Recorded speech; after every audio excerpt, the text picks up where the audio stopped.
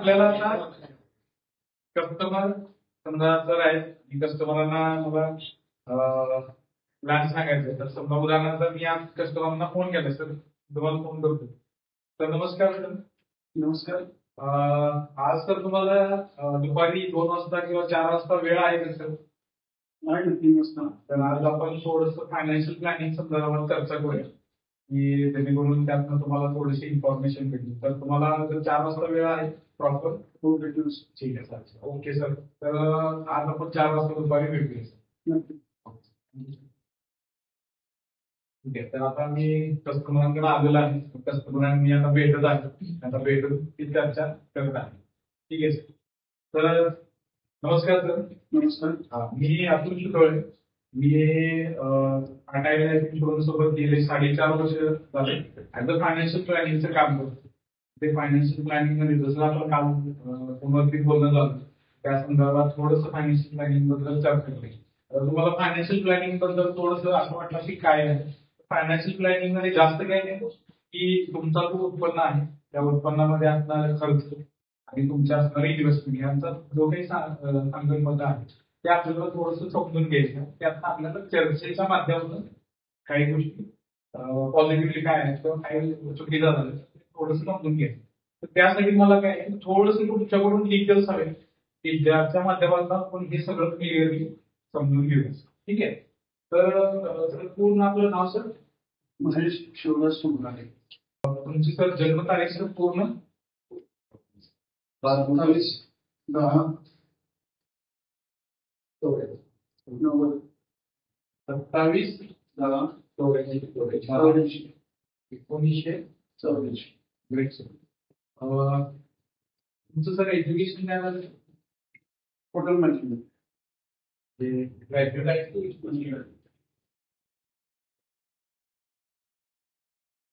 Hotel management sir. Great sir.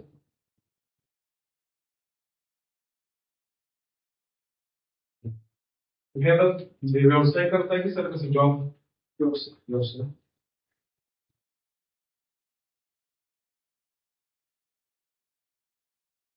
तर तुम्ही तुमच्या व्यवसायाचा आयटीआर काय फाईल करता? इन्कम टॅक्स कितीपर्यंत आपलं सर प्रॉफिट सर वार्षिक? जास्त काही नाही लागलं सगळं टॅक्स भरतो. पण म्हणजे तो प्रॉफिट किती दाखवतो वर्षामध्ये किती प्रॉफिट झालं? 7 लाखापर्यंत. 7 लाख रुपये प्रॉफिट झालं.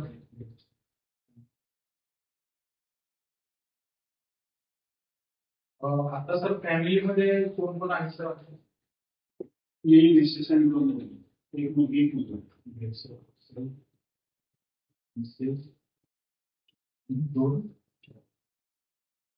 मुलाचं एज काय असेल तर 2 मुलांचं? मुलगी 9वी आहे. 13 वर्ष. 13 वर्ष. मुलगा आहे तो 12 वर्ष.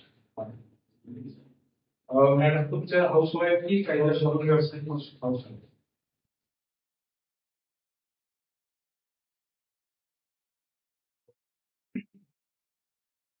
सर हेल्थ कंडिशनचं काय आजार काय ऑपरेशन कोणती गोळी वगैरे काय चालू नाही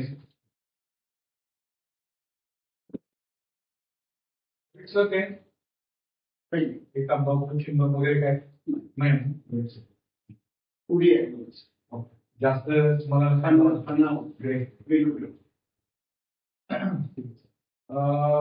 ऑलरेडी सर तुम्ही लाईफ इन्शुरन्स मध्ये काही गुंतवणूक करताय? हा.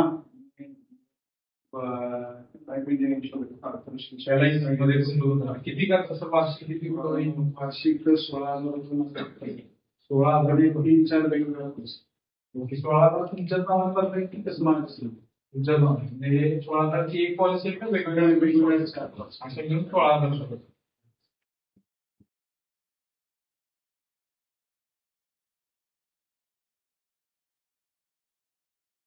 SIP वगैरे तर काय करताय म्युच्युअल फंड वगैरे? हा 3,000 रुपयाची सर्व्हिस. 3,000 रुपये इन्व्हेस्ट करताय. लोन्स वगैरे सर तुमचे काही लोन्स वगैरे आहेत? होम लोन किंवा गाडीचं वगैरे? पर्सनल लोन किती आहे सर? 1,00,000. ते पण आपण तेवढं एकच आहे.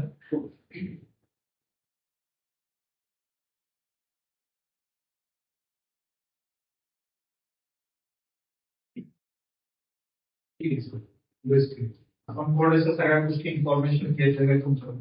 तर थोडंसं बेसिक काही गोष्टी आपण अंडरस्टँडिंग करून घेऊ. त्यासाठी आपण काही गोष्टी समजून घेऊ. तर बघा सर, जो तुमचा महिन्याचा जो इन्कम आहे, बरोबर आहे सर, तर ऑलमोस्ट ऑलमोस्ट 60,000 रुपये तुम्ही तुमचा महिन्याचा इन्कम आहे, बरोबर आहे. तर आता याच्यामध्ये जर महिन्याचा तुमचा इन्कम 60,000 रुपये आहे, तर तुमचा महिन्याचा खर्च किती आहे? म्हणजे जो की आपण बघू, किराणा माल, भाजीपाला, तुमचं लाईट बिल वगैरे जो बेसिक असतो, तो कंपल्सरी आपल्याला घरामध्ये करायचाच असतो ऍट कॉस्ट. असा कंपल्सरी खर्च किती असतो? 25,000 रुपये आहे, बरोबर सर. हा जर आपण वर्षाचा हे बघितला तर ऑलमोस्ट किती होतं सर? 3 लाख रुपये हा तुमचा वार्षिक खर्च आहे, म्हणजे जो तुम्हाला घरामध्ये कोणत्याही परिस्थितीमध्ये द्यायचा आहे. ठीक आहे. आता बघा सर, तुमचं जे एज आहे ते आपण बघून घेऊ. 40 एज आहे सर, कॉम्प्लिकेट. आता तुमचं 40 वय आहे. आता तुम्ही वयाच्या कमीत कमी 60 पर्यंत तरी काम करायचं आणि तुमचा व्यवसाय आहे. व्यवसाय म्हणजे की आपण मोस्टली जास्तीत जास्त दिवस काम करण्याचा प्रयत्न करतो. ठीक आहे. म्हणजे ऑलमोस्ट अजून 20 इयर्स आपल्याला 60 वर्ष कंप्लीट होण्यासाठी आहे. म्हणजे हे जे 3 लाख रुपये जो आपल्याला वर्षाला खर्च करायचा आहे, तो अजून कमीत कमी मिनिमम 20 वर्ष तरी आपल्याला घरामध्ये द्यायचा. म्हणजे किती झाले सर? 60 लाख रुपये हे अप्रॉक्सिमेट आपले हे एक्सपेन्सेस मध्ये आहे, बरोबर. आता मला सांगा सर, जो तुमचा इन्कम आहे आणि जो तुमचा खर्च आहे, हा सेम राहणार आहे सर 20 वर्षामध्ये? नाही, बरोबर आहे ना. म्हणजेच काय होणार आहे सर? तर ह्या 20 वर्षामध्ये पहिली गोष्ट आहे तर काय होणार आहे? इन्फ्लेशन. म्हणजे आपण त्याला महागाई म्हणतो, बरोबर आहे. महागाई वाढणार आहे. दुसरी गोष्ट कोणती आहे सर? तर तुमच्या मुलांचं एज्युकेशन, त्याच्यासाठी खर्च होणार आहे सर, बरोबर आहे. त्याच्यानंतर तिसरी गोष्ट काय आहे सर? तर चाइल्ड मॅरेज, मुलांचं लग्न, हा खर्च आपल्याला येणार आहे. त्याच्यानंतर काय असणार आहे सर? चौथी गोष्ट तुमचं रिटायरमेंट, बरोबर आहे. आणि त्याच्यानंतर छोटा मोठा मेडिकलचा एक्सपेन्स. म्हणजे ह्या सगळ्या ज्या गोष्टी आहेत, inflation, education, child marriage, retirement आणि मेडिकल एक्सपेन्सेस, हे आपल्या जीवनाच्या काही टप्प्यामध्ये कंपल्सरी येत जाणार आहे, बरोबर आहे. आता हे कंटिन्यू येणार. आता इन्फ्लेशन हा हळूहळू वाढत जाणार आहे. जरी मुलांचं एज्युकेशन एका लेवलला 12वी असेल किंवा ग्रॅज्युएशन, त्यावेळी सुद्धा येणार आहे. चाइल्ड मॅरेज, जसं त्यांचं लग्नाचं पुढे होईल किंवा ज्यावेळेला त्यांचं पूर्ण सेटल होतील किंवा जॉबला लागतील, तर त्यावेळेला त्यांच्या लग्नातले काही नियोजन करणं गरजेचं आहे. ते रिटायरमेंट, ज्यावेळी तुमचं रिटायरमेंट होईल त्यावेळेला तुमच्या रिटायरमेंटला पण काहीतरी फरक असणं गरजेचं आहे. या सगळ्या कालावधीमध्ये काही मेडिकलचा जर खर्च लागला, हॉस्पिटलायझेशन, तो पण करतात. हे काय झालं तर जीवनाच्या टप्प्यामध्ये प्रत्येक वेळेची कंपल्सरी एक्सपेन्स येतो. कंपल्सरी आपल्याला इथं अमाऊंट इन्व्हेस्ट करणं गरजेचं आहे. आता आपण ह्या सगळ्या जर गोष्टी बघितल्या तर, आणि जो आपण मगाशी जो 60 लाख रुपयाचा जो एक्सपेन्सिव्ह काढलेला आहे, हा 60 लाख रुपये बघितला, तर याच्यामध्ये ह्या सगळ्या गोष्टी जर आपण ऍड केल्या तर तुम्हाला काय वाटतं सर, की हे 60 लाख रुपयाची वाढ किती पट होईल? त्या 60 लाख रुपयामध्ये किती पट वाढ होईल अजून या 20 वर्षांमध्ये, 20 इयर्स मध्ये किती वाढ होईल तुम्हाला असं वाटतं? डबल, टिबल, काय असं वाटतं तुम्हाला? दुप्पट होईल सर, तिप्पट, 3 पट होईल, बरोबर आहे.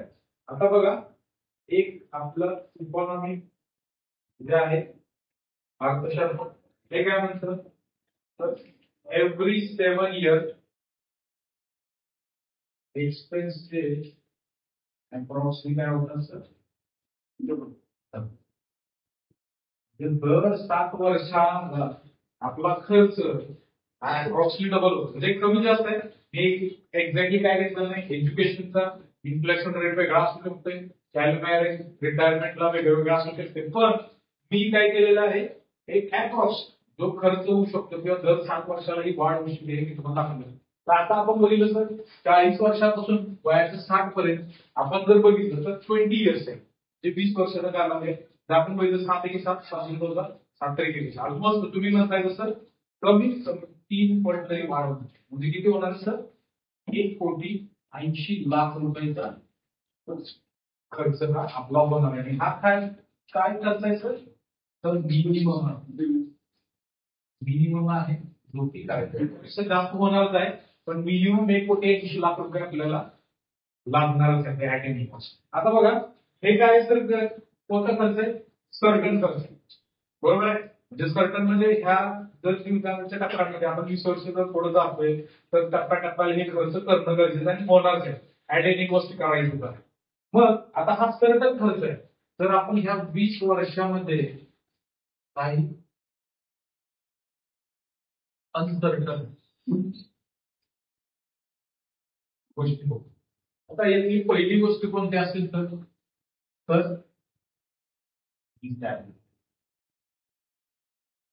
बरोबर.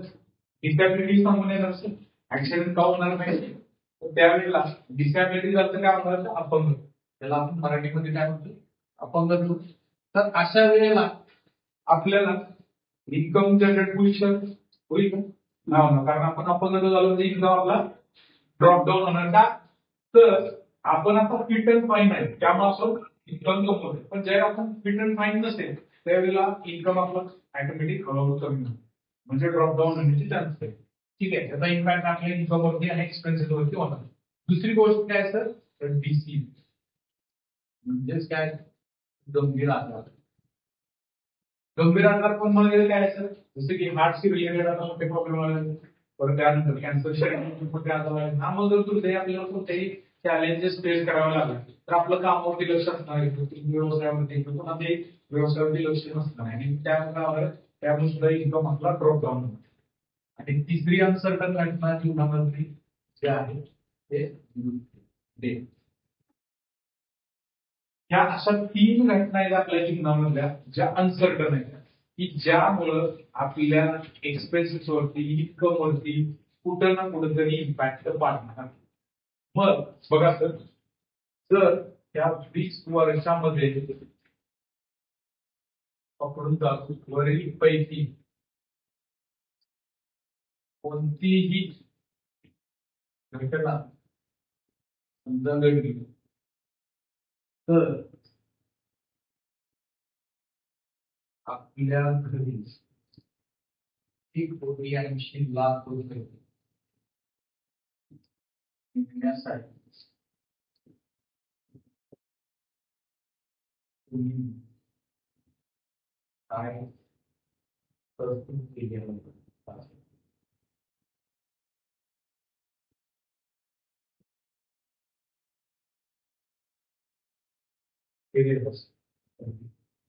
निर्णय नाही करत नाही.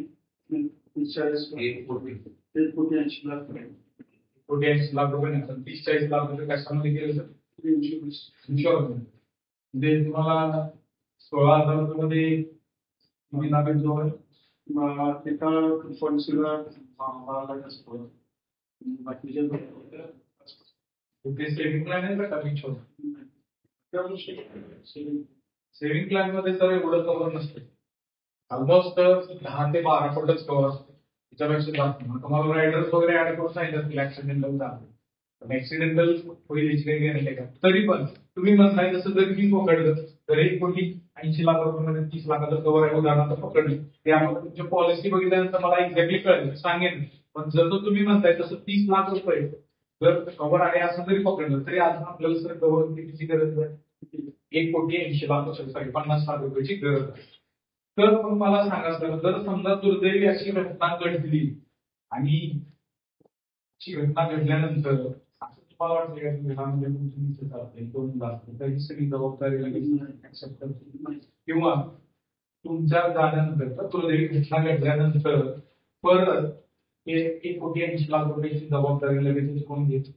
1,50,00,000 रुपये जबाबदारी लगेच ते लगेचच काम करतो तुमच्या जागी. तुम्ही आता किती वर्ष झालं काम करताय, त्यावेळेला कुठं जाऊन तुमचं उत्पन्न 7 लाख रुपये किंवा त्यापेक्षा थोडंफार जास्त असेल, ते किती वर्ष झालं एक्सपिरियन्स आहे, मग ते लगेचच आल्यानंतर एवढं इन्कम करू शकतो.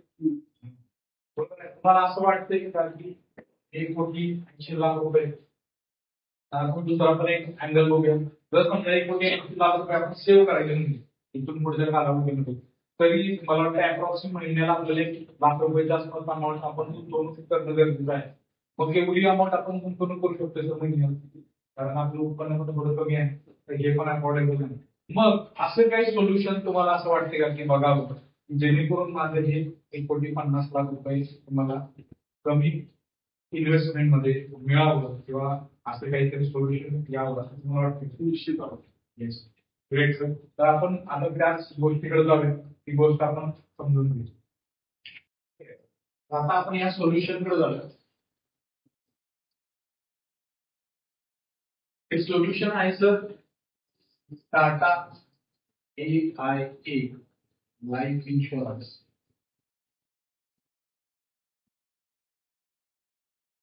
कंपनी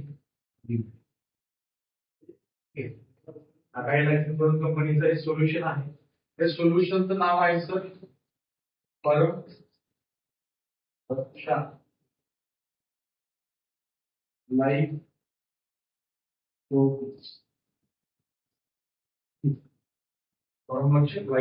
आता हे सोल्युशन आपल्याला काय बेनिफिट करून देते ते आपण थोडंसं समजू.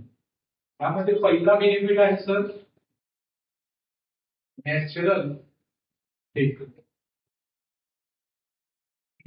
नॅचरल डेथ म्हणजे तुम्हाला माहिती आहे सर हार्ट अटॅक किंवा आजारपण त्यामुळे जो दुर्दैवी डेथ होते तर त्याला आपण काय म्हणतो नॅचरल.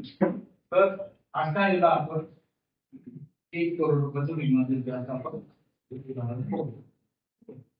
दुसरी गोष्ट तर याच्यामध्ये दुसरा बेनिफिट काय आहे तर accidental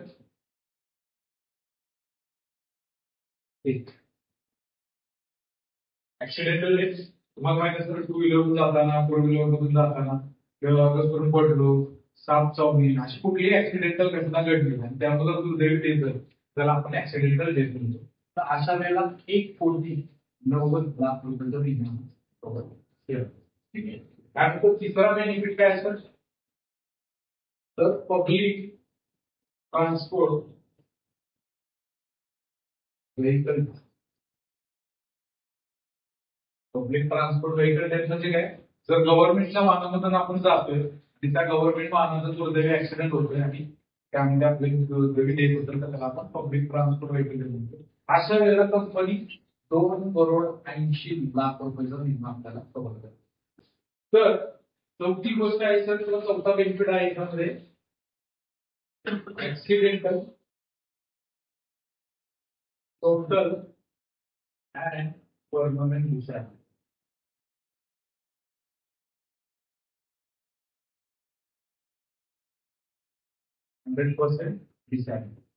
accidental total and permanent disability म्हणजे काय सर ज्यावेळेला एखादा दुर्दैवी ऍक्सिडेंट झाला आणि त्यामध्ये शरीराचे कोणतेही 2 अवयव पूर्णपणे निकामी झाले जसं की 2 हात असतील 2 पाय असतील 2 डोळे असतील किंवा 2 कान असतील याचे कोणतेही 2 अवयव पूर्णपणे निकामी झाले तर त्याला आपण 100% डिसॅबिलिटी म्हणतो. अशा वेळेला कंपनी 90,00,000 रुपये म्हणतो लगेचच.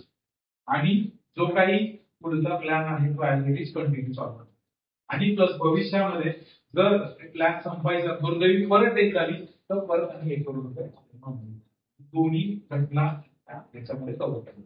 तो ऍक्सिडेंट झाला आणि डिसेबिलिटी झाली तर त्याला ट्रीटमेंट करावं लागतं. येस बरोबर. आता हा तुम्हाला सोपं पण मी काय सांगतो 90,00,000 रुपये आले 90,00,000 रुपये तुम्ही म्युच्युअल फंड एखाद्या बँकेमध्ये ठेवू शकता गॅरंटेड तुम्हाला पैसे येतात असं वाटतं आणि त्यातनं जो येणारा अमाऊंट आहे त्यातनं तुम्ही हा थोडा हप्ता भरू शकता काय अडचण नाही. तुमचं फॅमिली पण सर्व करू शकते त्यामुळे हप्ता भरणं कंपल्सरी गरजेचं आहे 12 वर्ष. ठीक आहे. आता सर बघा जो आपला एज आहे 40 एज आहे तुमच्या 40 वर्षापासून ऑलमोस्ट 80 वर्षापर्यंत हे कव्हरेजेस निघतात. आता त्यासाठी तुम्हाला गुंतवणूक किती वर्ष करायची तर किती वयापर्यंत 50 मंथ्स म्हणजे ऑलमोस्ट 12 वर्ष. ठीक आहे.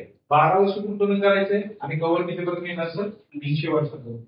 ठीक आहे. तर आता याच्यासाठी आपण बघूया की वर्षाला तुम्हाला गुंतवणूक किती करायची.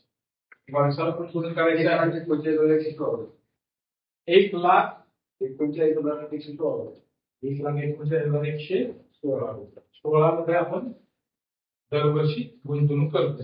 आता 12 वर्षांमध्ये जर आपण बघितलं तर 12 वर्षांमध्ये जर अमाऊंट किती होते, सम किती होते, 16,69,392. 16,69,392 रुपये आपण पूर्ण 12 वर्षांमध्ये गुंतवणूक करू. ठीक आहे. आता जे तुम्ही गुंतवणूक करताय 1,39,116 रुपये दरवर्षी देणार 12 वर्ष, तर याच्यामध्ये 70% पार्ट हा तुमचा, जसं तुम्ही म्युच्युअल फंडची एक एसआयपी करताय तर 3,000 रुपयाची, तसा 70% पार्ट हा तुमचा त्या इन्व्हेस्टमेंट मध्ये लगेच जाणार आहे. आणि अप्रॉक्सिमेटली 30% पार्ट हा तुमचा जे तुमचं कव्हरेजेस आहे त्या कव्हरेजेस साठी जाणार आहे फर्स्ट डे. ठीक आहे. आता 11व्या वर्षापासून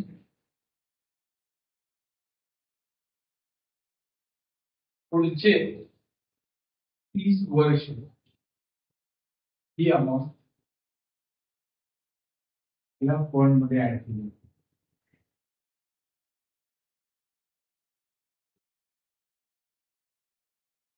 किती वर्ष? 30 वर्ष. म्हणजे 30 वर्ष आपण 11 वर्षापासून आपल्या 70% जो पार्ट आहे किंवा सी इन्व्हेस्टमेंट आपण त्यात ऍड होतं दरवर्षी असे 30 वर्ष कंटिन्यू कंटिन्यू.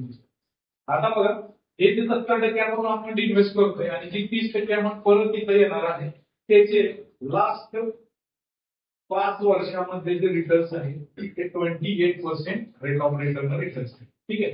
आता हे 28% रिटर्न्स थोडेसे आपण आता बघितलं थोडे हायर साईडला, कारण मार्केट चांगलं आहे, पण आपण एक ऍव्हरेज रिटर्न आपल्याला मिळत आहे असं आपण ऍज्युम करूया आणि त्याच्यावर आपण बघूया की काय 15% रिटर्न मिळत आहेत आपण असं ऍज्युम केलं.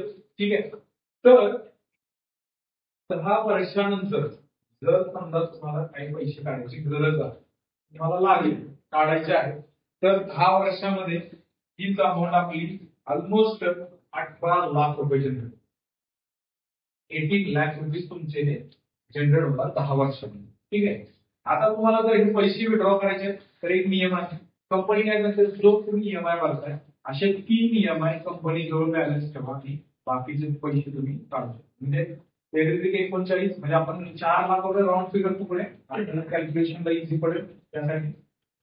ठीक आहे. तर 14 लाख रुपये तुम्ही इथं पार्शली विड्रॉ करू शकता. 14 लाख रुपये तुम्हाला इथं जे काढता येईल, कमी किंवा जास्त तुम्ही, हे मॅक्सिमम लिमिट आहे. समजा हेच पैसे तुम्हाला 15 वर्षानंतर मिळणार असं आपण ऍज्युम करू. 15 वर्षानंतर जर तुम्ही काढत असाल तर ऑलमोस्ट 35 लाख रुपये इथं व्हॅल्युएशन करतो. 35 लाख रुपये मध्ये 4 लाख रुपये तुम्ही ठेवू शकता आणि 31 लाख रुपये तुम्ही सर 10 वर्षी पॉलिसी उठवल्यापासून आजपासून सर 10 वर्ष बरोबर. म्हणजे अजून आपण 2 वर्ष पॉलिसी पुढे पाहणार आहोत.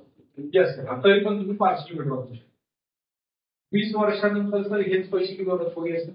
20 वर्षानंतर ऑलमोस्ट 66 लाख रुपये जनरेट होतात. ते त्यामध्ये 4 लाख रुपये आपल्याला ठेवायचे आणि आपण इथं 62 लाख रुपये पार्शली विड्रॉ करू.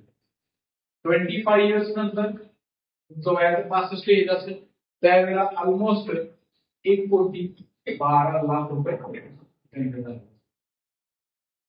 त्यामध्ये सेम 4 लाख रुपये तुम्ही ठेवू शकता आणि 1,08,00,000 रुपये तुम्ही पार्शली विड्रॉ करू शकता. बरोबर आहे. आता बघा सर 1,08,00,000 रुपये समजा तुम्ही वयाच्या 65 वर्षी काढले आणि आफ्टर 2 इयर्स दुर्दैवी आपली पैसे काढले आणि 2 वर्षानंतर आपली दुर्दैवी डेथ झाली तर परत कंपनी 1 करोड रुपये ऍक्टिव्हिटी देते. म्हणजे काय झालं सर 1,08,00,000 रुपये काढले, खर्च केले, आपल्या काही गरजेसाठी वापरले किंवा एन्जॉय केले, काही पण म्हणू शकते, परत आणि 1 करोड रुपये आपल्या नॉमिनल म्हणजे 2,08,00,000 रुपये. बरोबर आहे. आता बघा हेच जर पैसे तुम्ही 30 वर्षानंतर काढायला गेला, 30 वर्षानंतर ऑलमोस्ट 2,40,00,000 रुपये व्हॅल्युएशन जनरेट होते.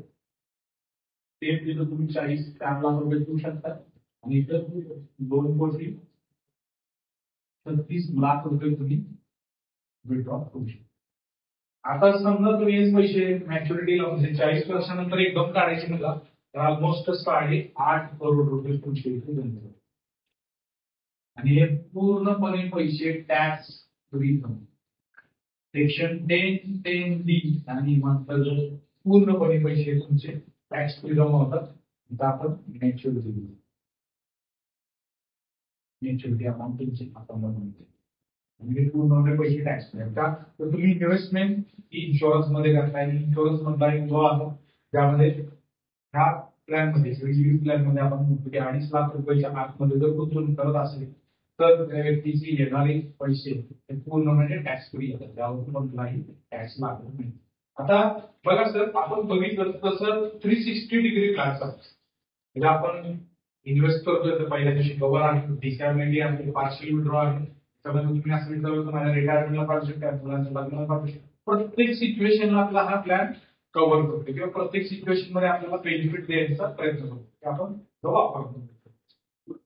पाचशे पण आपण काढू शकतो. 4 लाख स्टेटमेंट ठेवता जर विचारलं की बाबा मला वयाच्या 15व्या वर्षी काय काढायचं पॉलिसी काढला असतो 15 वर्षी 35 लाख रुपये पर्यंत म्हणजे 31 लाख मी काढू शकतो. पण ते त्यात फक्त 15 काढले तर तुम्ही करू शकता.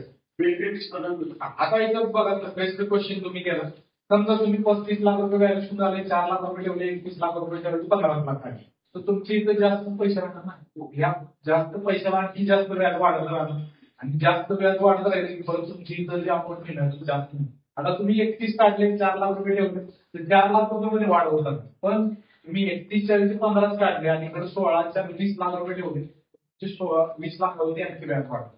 ते 4 लाख वाढणार होते 20 लाख वाढणार. तुमचे पुढे भविष्यात जास्त पैसे काढायला तुम्हाला जास्त येईल. ठीक आहे. आता याच्यामध्ये अजून एक बघूया सर की आपण हा प्लॅन घेतोय सर आणि हा प्लॅन घेतल्यानंतर सिच्युएशन समजून घेऊ. हा प्लॅन तुम्ही वयाच्या 40व्या वर्षी घेता.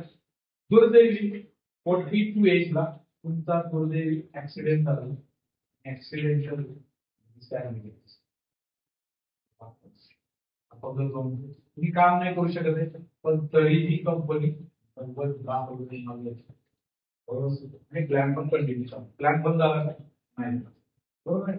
आता त्याच्यानंतर तुम्ही म्हणाला की मला वयाच्या 65च्या एजला मला पैसे विड्रॉ तोपर्यंत तुम्ही विड्रॉल केले पैसे काढते रिटायरमेंटला काढतो तर 65व्या वर्षी किती येतं सर 1,08,00,000 रुपये.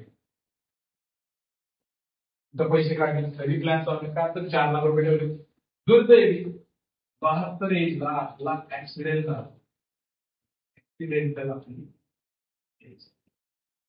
तर परत आपल्या नॉमिनीला 1,90,00,000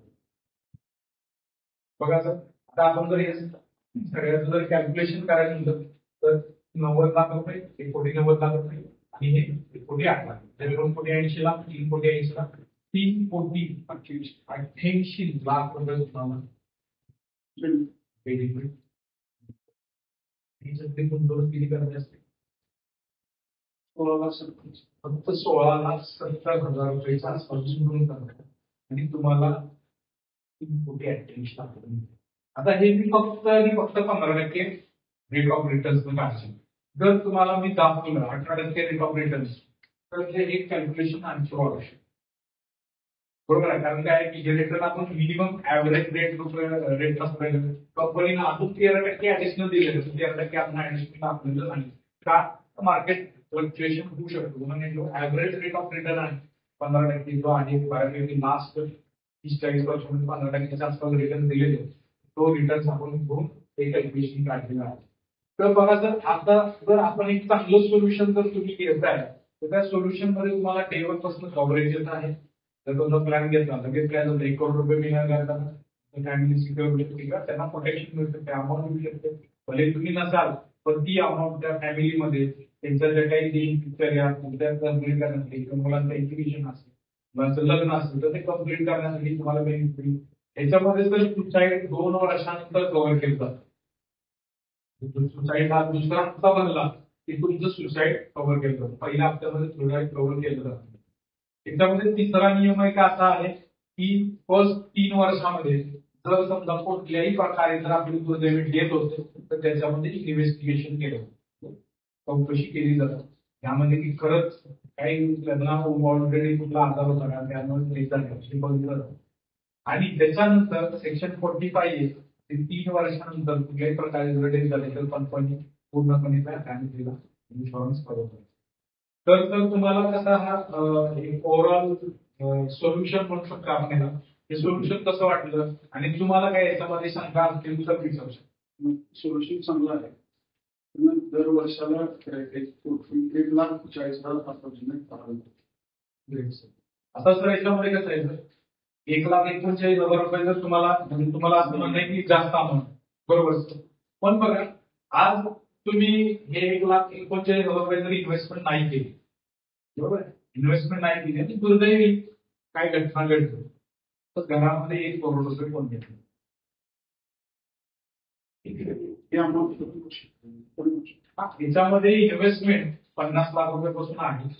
पण तुमचं जे एक्सपेन्सेस आहेत तुमच्या ज्या सगळ्या गोष्टी आहेत त्याच्या कॅल्क्युलेशन नुसार 1 करोड रुपये मिनिमम गरजेचं आहे. त्याच्यापेक्षा मी म्हणेन की जास्त घ्या कारण आपण तुमच्या उत्पन्नाच्या कमीत कमी 20 पट देऊ शकतो.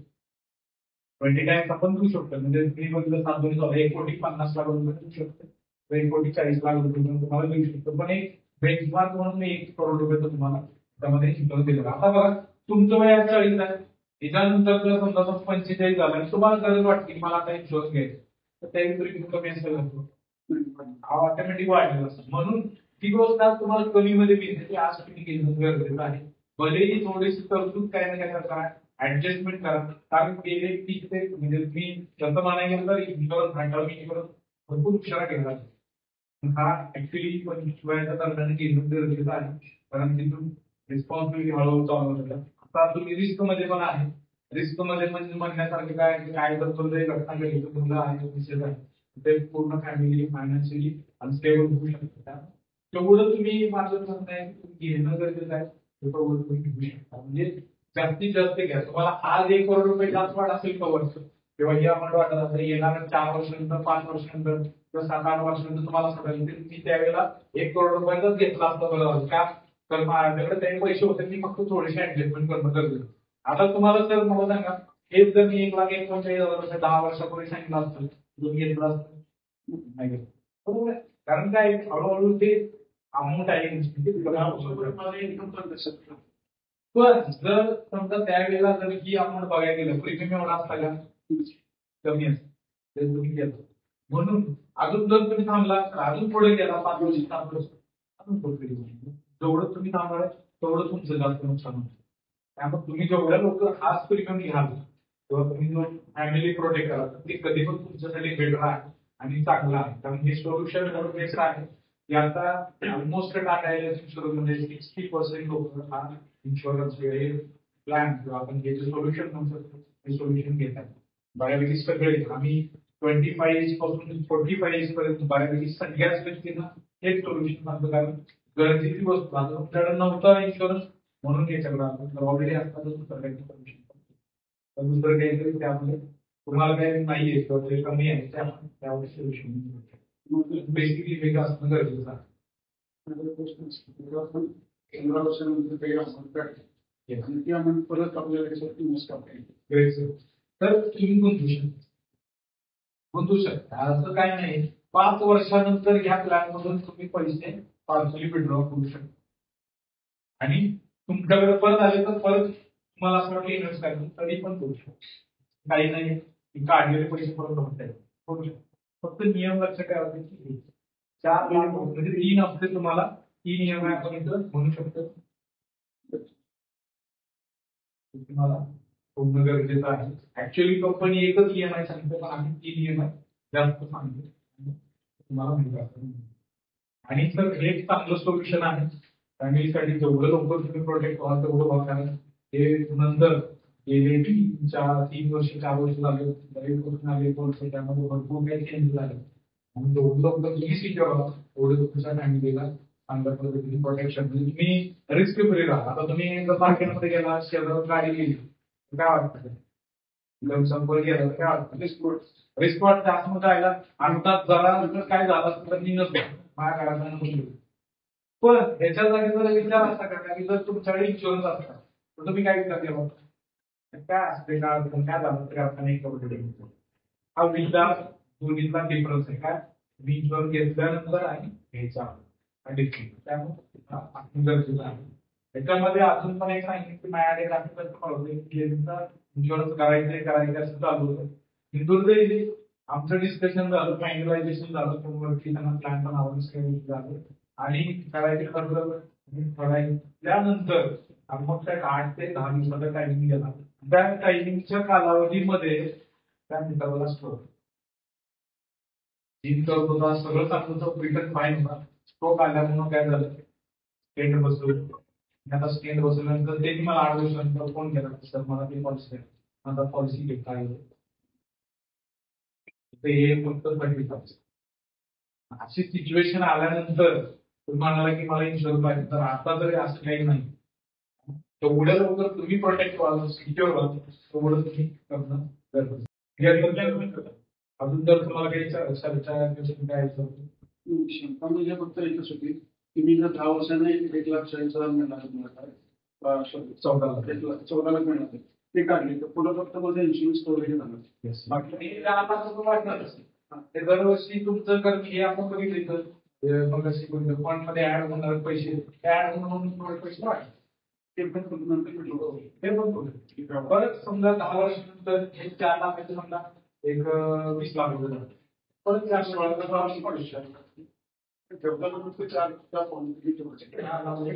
3 हप्ता ठेवा. आता याच्यामध्ये काय सर बघा तुम्ही हे जर पैसे 25 वर्षानंतर काढले 1,80,00,000 रुपये झाले आणि समजा तुम्हाला सॉरी हे पैसे तुम्ही म्युच्युअल फंड मध्ये ठेवले तर अशा ठिकाणी ठेवले जिथं तुम्हाला पेन्शन येईल.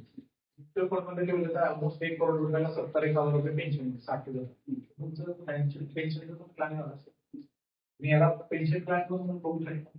पहिल्या दिवसापासून कवर आणि काय कालावधीनंतर पेन्शन दोन्ही पण विचार करू शकता. आज तुम्ही पेन्शनसाठी वेगळी पॉलिसी करता तुम्ही वेगळं नियोजन द्यायचं का त्याच्याऐवजी ह्याच प्लॅन जर तुम्ही नियोजन केलं तर तुम्ही म्हणू शकता मला कवर माझी पेन्शन किंवा मुलांना लागले तर पैसे तिन्ही 4 गोष्टी तुमच्या प्लॅन मध्ये होतात. पेन्शन होऊ शकेल सर हे विड्रॉल करू शकता तुम्ही कालावधीनंतर 25 वर्षानंतर करा दुसरीकडे ठेवा किंवा दुसरा काही ऑप्शन आहे बघा त्यामध्ये तुम्ही काढू शकता ह्यातले पण काढू शकताय पण ह्यातले काढल्यानंतर हळूहळू तुम्हाला पार्शली दर महिन्यानंतर असं पाहिजे काहीतरी नियोजन करून पैसे विड्रॉल करतात. हे पण ऑप्शन आहे याच्यामध्ये आहे. पण याच्यामध्ये नुकसान काय होणार सर समजा तुम्ही एक कोटीला ठेवले आता याच्यावर तो करायचं प्रॉडक्ट काय किंवा आपण जे गोष्ट समजून घेणं गरजेचं आहे ती जी 1,08,00,000 रुपयाची अमाऊंट आहे ती 1,08,00,000 रुपये जर समजा तुम्ही इथं पार्शली विड्रॉल केला आणि लगेचच देत जाल तर तुम्हाला ऑलरेडी सगळे पैसे आलेले आहेत. पण आपण इथं काय आफ्टर 2 इयर्स देत जाल तरच 1 करोड रुपये मिळतात.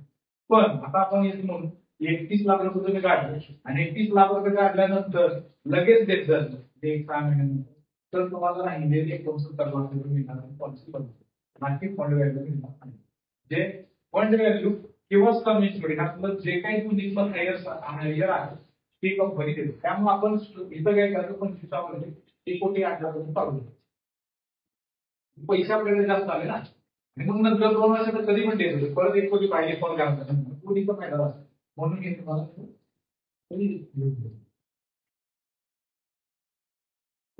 ओके चालेल सर तर तेव्हा करूया पॉलिसी.